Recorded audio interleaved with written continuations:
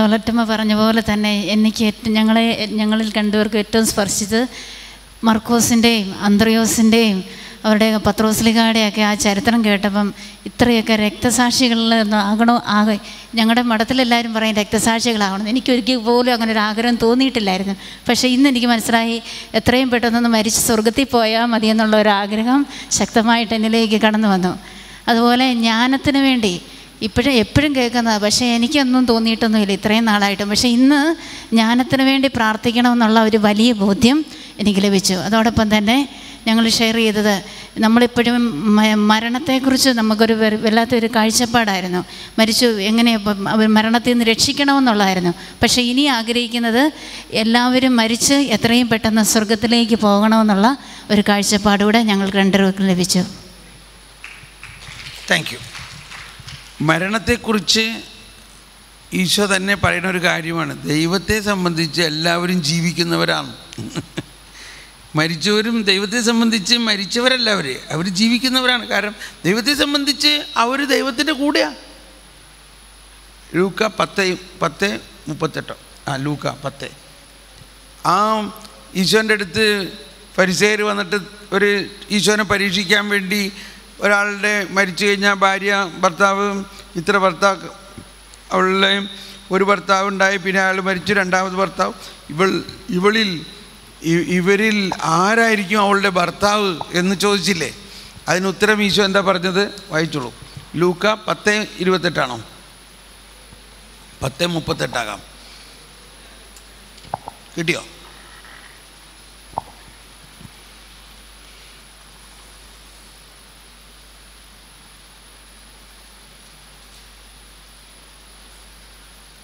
ലൂക്കല്ലേ?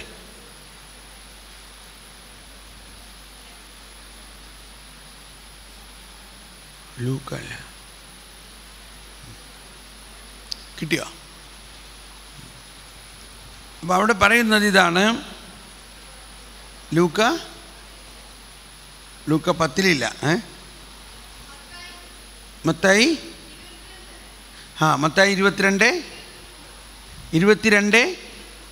22:21 correct you are right. മത്തായി 22:23 വായിച്ചോളൂ. മത്തായി 22:23.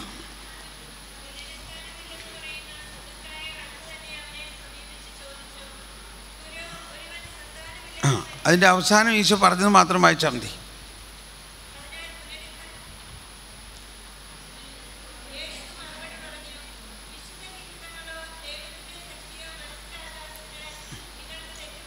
വിശുദ്ധ ലിഖിതങ്ങളോ ദൈവത്തിൻ്റെ ശക്തിയോ മനസ്സിലാക്കാത്തത് കൊണ്ടല്ലേ നിങ്ങൾക്ക് തെറ്റുപറ്റിയിരിക്കുന്നത്?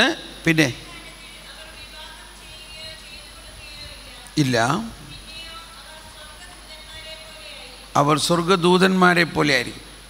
അതിൽ ഇങ്ങനെ എഴുതിയിട്ടില്ലേ, മരണം അതിന് സമാന്തര സുവിശേഷം എടുത്തേ.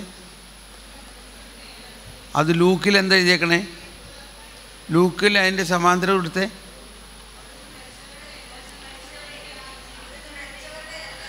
അതെത്ര വചനം? ലൂക്ക മത്തായി 22:32. മത്തായി 22:32 എന്താണത്? അവർ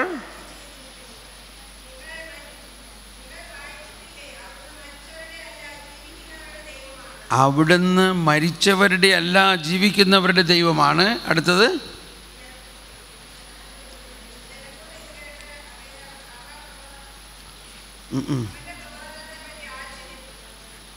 ഇനി ഇതിൽ ലൂക്ക അവിടുത്തെ ലൂക്ക 10:38 അല്ല 20:38. അവിടുന്ന് മരിച്ചവരുടെയല്ല ജീവിക്കുന്നവരുടെ ദൈവമാണ്, അവിടത്തേക്ക് എല്ലാവരും ജീവിക്കുന്നവർ തന്നെ. അതാണ് പോയിന്റ്. ഒന്ന് ഉച്ചത്തിൽ പറഞ്ഞത് എല്ലാവരും. അവിടുന്ന് മരിച്ചവരുടെ അല്ല ജീവിക്കുന്നവരുടെ ദൈവമാണ്, അവിടത്തേക്ക് എല്ലാവരും ജീവിക്കുന്നവരാണ്. മനസ്സിലായേ? ഇപ്പോൾ കൊച്ചുറേസ്യ മരിച്ചു. കൊച്ചുറേസ്യ മരിച്ചോ? മരിച്ചിട്ടില്ല. കൊച്ചുറേസ്യയുടെ ആത്മാവ് ദൈവത്തോടൊപ്പമാണ്. അപ്പോൾ മരിച്ചു എന്ന് പറയുന്നതിൻ്റെ അർത്ഥം ശരീരവും ആത്മാവും വേർപെട്ടു എന്നാണ് അർത്ഥം. മരണം എന്ന് പറഞ്ഞാൽ ശരീരവും ആത്മാവും വേർപെട്ടു. എന്നാൽ ഈ രണ്ടിനും ആയുസ്സുണ്ട്. ഈ ആത്മാവ് ദൈവത്തിലേക്ക് ചെന്നു, ശരീരം ഇവിടെ ചീഞ്ഞു എങ്കിലും ഈ ശരീരം ഉയർക്കും. ഈ ശരീരം പോയിട്ടില്ല. അതുകൊണ്ടാണ് ഇത്രയും ഭക്തിപൂർവ്വം നമ്മൾ ഈ ശരീരത്തെ കൊണ്ടുപോയി അടക്കുന്നത്. ഈ ശരീരം ചീഞ്ഞു എന്ന് നമ്മൾ വിചാരിക്കുന്ന ശരീരമാണ് അന്ത്യദിനത്തിൽ ഉയർത്തു വരുന്നത്. അതുകൊണ്ടാണ് എല്ലാ ദിവസവും നമ്മൾ പറയുന്നത് ഈ ശരീരം ഉയർക്കാനുള്ളതാണ്. ഈ വിശുദ്ധ കുർബാന സ്വീകരിച്ച ശരീരം, ഈ ഈ പരിശുദ്ധാത്മാവിൻ്റെ ആലയമാകുന്ന ഈ ശരീരം, അത് നശ്വരമാണ് എന്ന് നമ്മൾ പറയുന്നെങ്കിലും അതിൻ്റെ ഉള്ളിൽ ഒരു അനശ്വരത ഉണ്ട്. കാരണം ഈ ശരീരവും ദൈവം ഉണ്ടാക്കിയത് തന്നെയാണ്. അപ്പോൾ നമ്മൾ ഈ ശരീരത്തെക്കുറിച്ച് പറയുമ്പോൾ എപ്പോഴും അത് ശരീരം ഒന്നും കൊള്ളില്ലാത്തുള്ള മാതിരിയാണ് ചിന്തിക്കാറുള്ളത്. അങ്ങനെയല്ല വാസ്തവത്തിൽ. ഈ ശരീരം അന്ത്യദിനത്തിൽ ഉയർത്തു വരുമ്പോൾ ദൃശ്യമായ ഒരു ശരീരമായിരിക്കില്ല. അപ്പോൾ അദൃശ്യമായ, അരൂപിയായ അല്ലെങ്കിൽ ആത്മീയ ശരീരമായിട്ട് മാറും. അപ്പോൾ നമ്മുടെ ശരീരത്തിനും വലിയ വിലയുണ്ട്. അതെന്തിനാപ്പോൾ നമ്മൾ പറഞ്ഞത്? അപ്പോൾ നമ്മൾ മരിച്ചു. മരണം എന്നത് ഒരു വേദനിക്കുന്നൊരു കാര്യമാണ്. നമ്മളെ അടുത്തുള്ള ആൾക്കാർ പെട്ടെന്ന് അകന്നു പോകുമ്പോൾ ഉണ്ടാകുന്നൊരു വേദന. പക്ഷെ ആ വേദന മാറണമെങ്കിൽ ആ ആളുമായിട്ട് കമ്മ്യൂണിക്കേറ്റ് ചെയ്യണം. ആ മരിച്ച ആൾ ആത്മാവാണ്. ആ ആത്മാവ് ദൈവത്തിൻ്റെ അടുത്തുണ്ട്. ആ ദൈവത്തിൻ്റെ അടുത്തുള്ള ആത്മാവ് ഒരു വിശുദ്ധൻ്റെ അവസ്ഥയിലാണിപ്പോൾ. അതാണ് കമ്മ്യൂണിയൻ ഓഫ് സെയിൻസ് എന്ന് പറയുന്നത്. കമ്മ്യൂണിയൻ ഓഫ് സെയിൻസ്, വിശുദ്ധന്മാരുമായിട്ടുള്ള കൂട്ടായ്മ എന്ന് പറയുന്നത് കാനോനൈസ് ചെയ്ത വിശുദ്ധർ മാത്രമല്ല. ഈ കാനോനൈസ്, അതായത് വിശുദ്ധരായിട്ട് പ്രഖ്യാപിക്കപ്പെട്ടിട്ടുള്ള വിശുദ്ധരേക്കാൾ വലിയ വിശുദ്ധരുണ്ട് അവിടെ. അവരാണ് ശക്തരായ. അത് ചിലപ്പോൾ നമ്മുടെ അമ്മാമ്മയൊക്കെ ആയിരിക്കാം. ഇപ്പോൾ നമ്മുടെ അടുത്ത വീട്ടിൽ 15 പ്രസവിച്ച ഒരമ്മ, ചിന്തിക്ക്, അവർ ജീവിതകാലം മുഴുവനും 15 മക്കളെ പ്രസവിച്ച് വളർത്തിയെടുത്ത് നല്ല നിലയിലാക്കി എല്ലാ ദിവസവും കുർബാന ഇതൊക്കെ തിരിച്ച് ഭയങ്കര. അത് കഴിഞ്ഞപ്പോൾ ഇവരാരും തിരിഞ്ഞു നോക്കാനുണ്ടായിരുന്നില്ല. അങ്ങനെ ഒരു ദിവസം പള്ളിയിൽ ചെന്നപ്പോൾ അവിടെ ബോധം കെട്ട് വീണ് മരിച്ചു. നന്നായി. വീട്ടിലാരുമില്ല, 15 മക്കളും ഫോറിനില്ല. അവർ ഒരു പക്ഷേ വലിയ വിശുദ്ധരാണ്. പക്ഷെ അവരുടെ നാമകരണം പരിപാടിക്ക് കോൺഗ്രിഗേഷനൊന്നുമില്ല. ആരവരെ നാമകരണത്തിൻ്റെ പ്രൊസീജിയർ ചെയ്യും? നാമകരണം പ്രൊസീജിയർ ചെയ്യണത് കത്തോലിക്ക സഭയിൽ അത്ര എളുപ്പമൊന്നുമല്ല എന്നറിഞ്ഞൂടെ? അതിന് കാശ് വേണം. ഒരു പേപ്പറിന് $25 വെച്ച് അവിടെ കൊടുക്കണം. കുറ്റമായിട്ട് പറയല്ല, അവിടെയും സഭയിലെ സംവിധാനങ്ങൾ നടക്കണ്ടേ. അതുകൊണ്ട് നാമകരണം നടത്തുന്നത്, ജോൺ പോൾ രണ്ടാമൻ പറഞ്ഞു, ഒരു പൂന്തോട്ടമുണ്ട്, ആ പൂന്തോട്ടത്തിലെ എല്ലാ പുഷ്പങ്ങളും എക്സിബിഷന് കൊണ്ടുവരുമല്ലോ. അതിനകത്ത് സാമ്പിളായിട്ട് ചില പുഷ്പങ്ങളെ കൊണ്ടുവരും എക്സിബിഷൻ. ഇതേമാതിരത്തെയാണ് ഞങ്ങൾക്ക് അവിടെയുള്ള തോട്ടം. എന്ന പോലെയാണ് നാമകരണപ്പെടുന്ന വിശുദ്ധർ. പക്ഷേ നാമകരണപ്പെടാത്ത നിരവധി വിശുദ്ധരുണ്ട്. തീർച്ചയായിട്ടും നമ്മുടെ വീടുകളിലെ അമ്മമാർ കുറേ പേര് അതിനകത്തുണ്ടെന്നുള്ളതിന് യാതൊരു സംശയമില്ല. ഉണ്ടോ ഇല്ലയോ?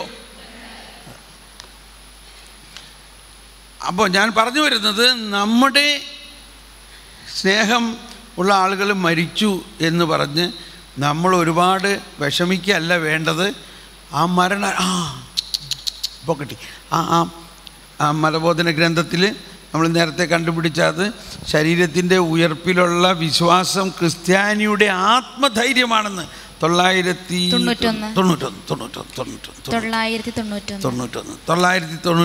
മരിച്ചവരുടെ ഉത്ഥാനത്തിലുള്ള വിശ്വാസം ആരംഭം മുതലേ ക്രൈസ്തവ വിശ്വാസത്തിന്റെ സത്താപരമായ ഒരു ഘടകമായിരുന്നു. ക്രിസ്ത്യാനികളുടെ, എല്ലാവരും നേറ്റു പറഞ്ഞുകൊണ്ട്, ക്രിസ്ത്യാനികളുടെ ആത്മവിശ്വാസം മരിച്ചവരുടെ ഉയിർപ്പാണ്. ഇത് വിശ്വസിച്ചുകൊണ്ട് നമ്മൾ ജീവിക്കുന്നു. കറക്റ്റ്.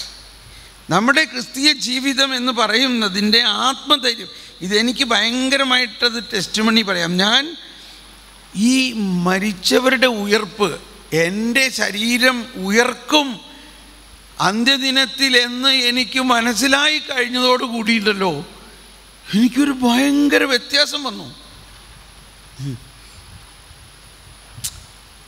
നമുക്ക് നമ്മുടെ വിശ്വാസത്തിലുള്ള വ്യത്യാസം മാത്രമല്ല, നമ്മുടെ ഈ ജീവിതത്തിൽ വ്യത്യാസം വരികയാണ്. ഒന്ന് ചിന്തിച്ചേ, നമ്മളെല്ലാവരും മരിക്കും. എന്നാൽ ആ മരണം നമ്മുടെ ജീവിതത്തിൻ്റെ അവസാനമല്ല, അല്ല. മറിച്ച് നമ്മൾ നിത്യതയിലേക്ക് പ്രവേശിച്ച് വലിയൊരു പ്രമോഷൻ കിട്ടി. ആ പിതാവും പുത്രനും പരിശുദ്ധാത്മാവും എല്ലാ വിശുദ്ധരുടെ അകത്തേക്ക് അങ്ങ് ചെന്നു. അവിടെ വലിയ ഒരു വെൽക്കം തോമസ് പോൾ എന്ന് പറഞ്ഞൊരു വലിയ ബോർഡുമായിട്ട് കുറേ ആൾക്കാർ അവിടെ നോക്കി നിൽക്കണം. പത്രോസ് ചോദിച്ചത്, എന്താ നിങ്ങൾ ഈ ബഹളം ഉണ്ടാക്കണേ?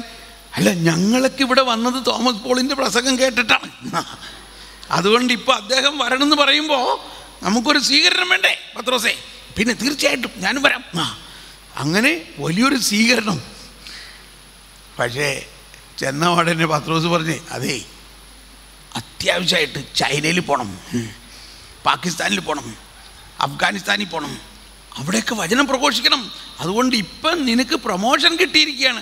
അവിടെ വെച്ച് നിനക്ക് ഒരു സ്ഥലത്തെ പ്രഘോഷിക്കാൻ പറ്റുള്ളൂ എങ്കിൽ ഇവിടെ വെച്ച് നിനക്ക് എവിടെ വേണമെങ്കിലും പ്രഘോഷിക്കാം. ഒരേ സമയത്ത് 1000 സ്ഥലത്ത് നിനക്ക് പ്രഘോഷിക്കാം. അതുകൊണ്ട് ഇവിടെ റെസ്റ്റ് ഇൻ പീസ് എന്ന് പറഞ്ഞിട്ട് ഇരിക്കാനല്ല കേട്ടോ വന്നേക്കണേ, ഇവിടെ ഇഷ്ടം പോലെ പണിയുണ്ട്.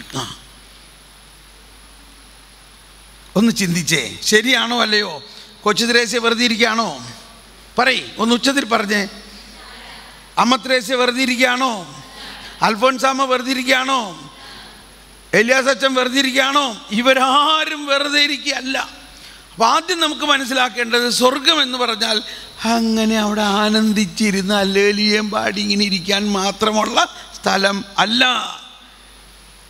ലോകം മുഴുവനും പറന്ന് നടന്ന് പ്രഘോഷിക്കാനുള്ള ഒരു പോസിബിലിറ്റി ഒരു വശം. 2 വശം, സകല വിശുദ്ധന്മാരും അവിടെ അസൂയ ഇല്ല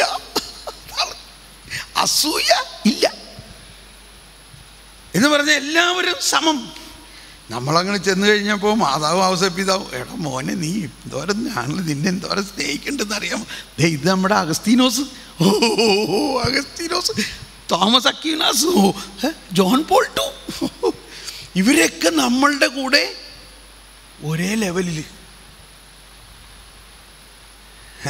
കൊച്ചിരേച്ച പതുക്കനം പുറയിൽ നടക്കണ്ട, എന്നിട്ട് ഞാനിവിടെ ഇട്ടിട്ടാ. ഇവരെല്ലാവരുടെയും ഒപ്പം നമ്മളങ്ങ് പ്രവേശിക്കോ ഇല്ലയോ? ചെറിയവരെല്ലാം വലിയവരൊപ്പം കാത്തു വസിക്കുന്നു, മൃതരെല്ലാരും നിൻ ഇതോ.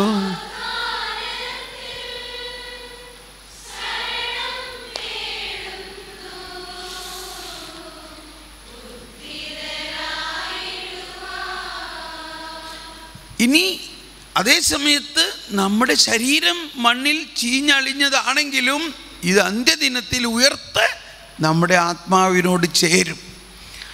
രാജകുമാരി സ്വർണ്ണക്കശ ഉടയാട ചാർത്തി അന്തഃപൂരത്തിൽ ഇരിക്കുന്നു, വർണ്ണശബളമായ അങ്കിയണിയിച്ചവളെ രാജസന്നിധിയിലേക്ക് ആനയിക്കുന്നു.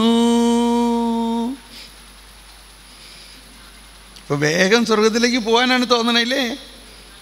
അതാണ് നമുക്കുണ്ടാകേണ്ട പ്രതീക്ഷ. ഓക്കെ, നമുക്ക് നിർത്താം. ചായ തണുത്ത് പോകും. എല്ലാവരും ചായ കുടിച്ചു, കുളിച്ച് റെഡിയായി ഫ്രഷായിട്ട് 5 മണിക്ക് തന്നെ എത്തിക്കോളൂ. ഞാനിവിടെ ഇരിക്കാം. കൗൺസിലിങ്ങിന് ഇപ്പം തന്നെ വരാം. Praise the Lord. Go ahead.